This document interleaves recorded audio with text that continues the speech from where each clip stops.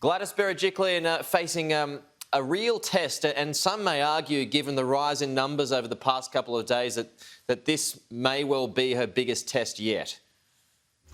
Well, I think it is a big test because there's 10 to 15 new cases per day, and some of these are what we call mystery cases in the community where we haven't identified where it's coming from, which means there's still at least one other case for each of those out there. And it's also winter when these viruses spread more readily than summer. Basically, it's a strain, the Delta strain, that does spread more readily than other strains. But on the bright side, most of the people who've been infected have been identified as contacts already, and we're already in isolation. New South Wales has had a very good track record of being able to control these, including very large outbreaks. Look at Avalon and the Barella clusters that went together last January. So I don't actually think everybody should throw their hands up in horror and say this can't be controlled. So far, the vast majority of people identified were already in isolation quarantine, and I guess we'll have to see what unfolds over the next few days. But the real test is how many of these mystery cases we're seeing where they're out in the community and we don't know where they're coming from, because that implies there's more cases out in the community. Yeah. But people have changed their behaviour. They changed it before even these rules come in, and this is what happens each time. The government tends to react to some degree what people are doing intrinsically by themselves. They're decreasing the meeting of people inside. They wear masks inside.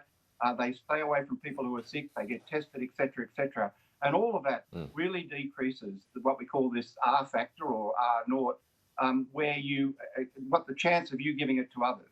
So that decreases, and basically 1 or 2% of close contacts get infected, both with this strain and others, and about 15% of people overall on average in households. And so far, we're not seeing huge variations from that, but I fully expect this will go on for a week or two and we'll see more cases. But hopefully, the vast majority will already have been identified and will already be in quarantine and isolation. Yeah, I probably should clarify my first question. I mean, obviously, the first initial outbreak of COVID in New South Wales would have been Gladys Berejiklian's first or biggest test, but this is probably the biggest since then. Anyway, is it just another reminder, regardless of that, a reminder, Peter, that the vaccine rollout just isn't where it should be? Well, we'd like to see it better than it is now, but realistically, how would we really expect it to have been better than now?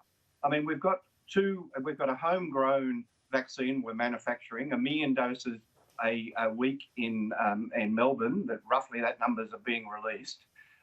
And that's enough to vaccinate everybody over the age of 70 and over the age of 60. And they're the people who are most likely to die from this infection if they get it or go into hospital. Now, okay, there's a rare side effect, about 1 in 1 million, 1 in 2 million chance that you can get these clots and die as a result of that. But that pales into insignificance compared to your 1 in 10 chance if you're over the 80 of dying if you get COVID, or 2 in 100 if you're over the age of 70.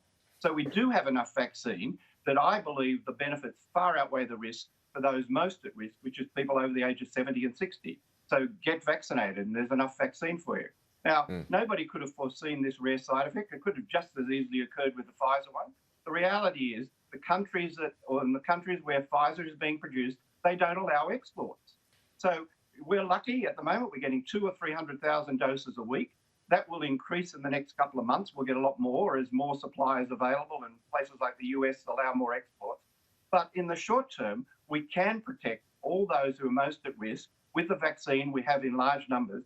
And the reason it's not going to be around much after October, November, if we keep the age limit, which I think we will, then everybody over the age of 60 will have had the opportunity to get the AstraZeneca vaccine, including their second dose. So by that time, we'll have Novavax, we'll have Moderna, we'll have Pfizer in large numbers, and it is quite realistic that we will have the vast majority of the Australian population, adult population, vaccinated before the end of the year, and with a big proportion of them receiving their second dose, because there's only a 1 month dose interval between the first and second dose of Pfizer and Moderna, for instance. So do you still believe that the majority or even all of the eligible Australians will be vaccinated by the end of the year as per the government's current plans? Do you believe that's still on track? I think it is on track. I mean, the reality is there's a supply problem for basically people under the age of 60, but they're also less at risk than older people of having serious consequences. We've got these outbreaks. I think we should be able to control them. Winter is a real problem. So the next 4 months are high risk. But by the same token, we'll get more and more supplies as countries. In fact, the US is actually reaching saturation of the people that are willing to be vaccinated. So there'll be more supplies from US, which is one of the biggest producers in the world. But up to now, how are we going to get more supply? I mean, there was a contract for 10 million doses of the Pfizer vaccine signed last November.